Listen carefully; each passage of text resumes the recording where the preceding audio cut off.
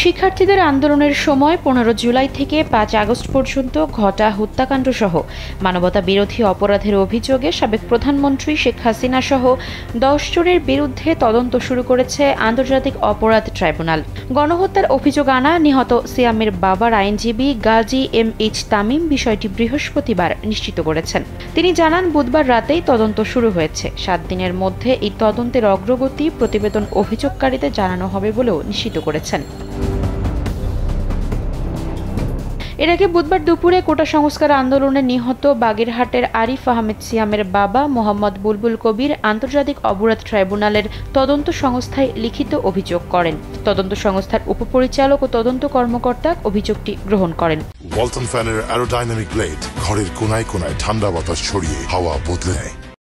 পরে তা অভিযোগ নিবন্ধন বইয়ে নিবন্ধন করা হয়। শেখ হাসিনার সঙ্গে অন্য যাদের বিরুদ্ধে অভিযোগ দেওয়া হয়েছে তারা হলেন সাবেক সেতুমন্ত্রী ও আওয়ামী লীগের সাধারণ সম্পাদক ওবায়দুল কাদের, সাবেক স্বরাষ্ট্রমন্ত্রী আসাদুজ্জামান খান কামাল, সাবেক ডাক ও টেলিযোগাযোগ প্রতিমন্ত্রী জুনাইদ আহমেদ পলক, সাবেক তথ্য প্রতিমন্ত্রী মোহাম্মদ আলী আরাফাত।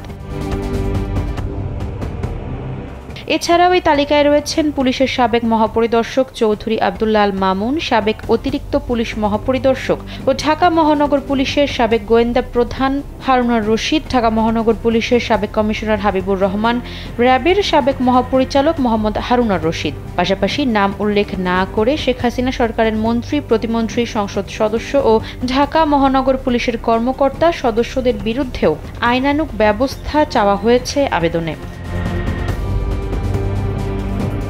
বুধবার সচিবালয়ে এক সংবাদ সম্মেলনে অন্তর্বর্তী সরকারের আইন, বিচার ও সংসদ বিষয়ক উপদেষ্টা অধ্যাপক আসিফ নজরুল বলেন, গত 1 জুলাই থেকে 5 আগস্ট পর্যন্ত ছাত্র জনতার আন্দোলনে সংঘটিত হত্যাকাণ্ডের ঘটনাগুলোর বিচার আন্তর্জাতিক অপরাধ ট্রাইব্যুনালে করা হবে। এসব ঘটনার তদন্ত জাতিসংঘের তত্ত্বাবধানে করার উদ্যোগ নেওয়া হয়েছে বলেও জানান তিনি।